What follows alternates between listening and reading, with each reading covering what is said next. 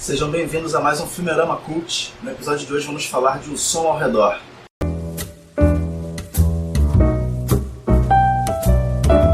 Bem, então no nosso último vídeo do Filmerama Cult, a nossa querida Ana Líbia falou do Aquários, o último filme do Kleber Mendonça Filho. Hoje eu vou falar do primeiro longa-metragem desse diretor e autor brasileiro, que é O Som ao Redor. Então O Som ao Redor ele é ambientado em Recife, Pernambuco. Essa ambientação é muito marcada, né? Várias horas você tem ali o enquadramento de uma placa de um carro, de vários elementos ali que marcam essa ambientação geográfica do filme. E geralmente o que a gente tem a tradição no cinema brasileiro aí de Nordeste de maneira geral é aqueles filmes de cangaço, de fazendeiros e coronéis e jagunços e capatazes, e aquelas histórias de vinganças que atravessam gerações, de rivalidades entre famílias, fazendeiro oprimindo pessoas menos privilegiadas financeiramente, politicamente, e sempre aquelas histórias violentas e tal, ambientadas no sertão ou no ambiente rural e protagonizadas por esses personagens aí, donos de terra, jagunços, matadores, cangaceiros em alguns momentos. E o Som ao Redor não é diferente, todos esses elementos estão no Som ao Redor. Só que eles aparecem de maneira muito latente. Uma grande sacada que o Kleber Mendonça Filho teve foi que ele contou uma história desse quilate, mas ele fez deslocamentos ali muito interessantes, de maneira que essa narrativa sertaneja, essa narrativa de coronéis e jagunços e capatazes, fica quase que num plano fora do filme, e o que aparece em cena mesmo é uma ambientação totalmente diferente, uma ambientação totalmente contemporânea, focada ali num recorte social ali bem pequeno burguês, bem de classe médiazinha mesmo, de apartamentozinho, de condomínio, as crianças brincando dentro de condomínio, as famílias todas com empregadas domésticas, né, curtindo aquelas questões de minha vizinha tem uma televisão melhor que a minha, e etc. Essas mesquinharias pequeno-burguesas ali, a ambientação é bem nesse clima, e essa narrativa principal, ambientada nesse ambiente contemporâneo, urbano, moderníssimo, e protagonizada por esses personagens de classe média alta, e por todas as problemáticas dessa classe social, escondem uma história de violência, uma história que seria mais tradicionalmente atribuída a filmes ambientados no Nordeste, de maneira geral. Então esse jogo que o Kleber Mendonça estabelece aí é genial, né? Em nenhum momento a gente percebe que o que está se desenvolvendo ali é uma história sertaneja, uma história de arbitrariedade do poder rural ali, do poder dos latifundiários, desse poder aristocrático ali, que sempre protagonizou as narrativas de sertão, e ele conta essa história através de elementos que em princípio não remetem a essa realidade, né? Então é um filme muito bem bolado, não é ambientado no interior, nem no sertão, nem no mundo rural. Ele é ambientado na capital, Recife, uma grande cidade. Todos os planos que mostram a cidade mostram prédios altos, arranha-céus, etc. Ao mesmo tempo também favelas e tal, e essa realidade de classe média constantemente aterrorizada pela possibilidade de invasão ali das classes mais populares. Tem vários elementos ali que mostram, né, uma menininha tendo pesadelos com os pobres invadindo o condomínio de luxo deles e tal, a rua privilegiado onde eles moram, e ali tem uma família muito abastada, que é proprietária da maioria dos imóveis daquela rua, num bairro nobre de Recife.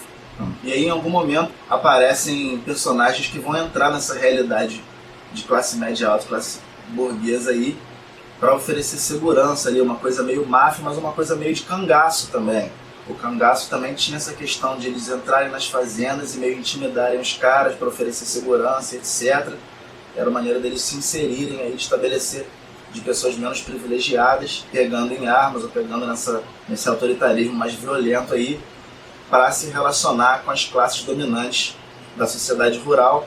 Isso acontece de maneira análoga ali na situação onde aqueles personagens vão estabelecer uma firma de segurança, um serviço de segurança particular para aquele bairro residencial onde a ação do filme se desenvolve. E aí, no final das contas, a gente descobre que aqueles caras, na verdade, estão preparando uma arapuca, estão preparando uma emboscada, estão preparando uma tocaia ali para o patriarca dessa família abastada que protagoniza o filme, que na verdade é um coronel do sertão e que tem uma história com eles daquelas tipicamente de vingança sertaneja, né, da injustiça dos grandes proprietários, que os grandes latifundiários, os grandes proprietários de terras cometem, e aquelas narrativas de vingança, né, por essa injustiça que atravessam gerações, os filhos de um cara assassinado absurdamente, por conta de uma cerca lá, vem fazer justiça, vem se vingar desse coronézinho, desse grande latifundiário que está refugiado num bairro urbano, num bairro de classe média em Recife.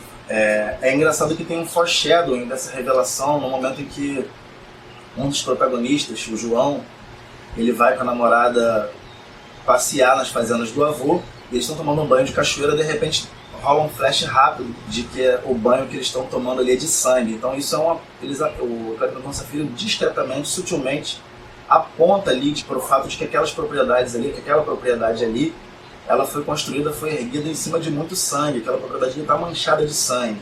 E a gente descobre isso tudo no final. Então o filme é inteligentemente construído, belamente construído, muito inteligentemente narrado, e ele esconde, ele tem uma estrutura quase de um conto. Se a gente for ver aquele ensaio, se vocês encontram na internet, do Ricardo Piglia, as teses sobre o conto, ele fala que o conto ele sempre mostra uma narrativa, ele traz uma narrativa para a superfície para esconder uma narrativa que fica latente.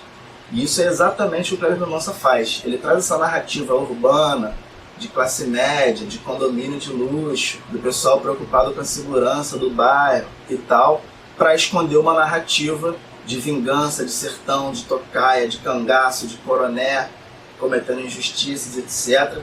Então ele consegue capturar ali várias dimensões do nosso mundo contemporâneo.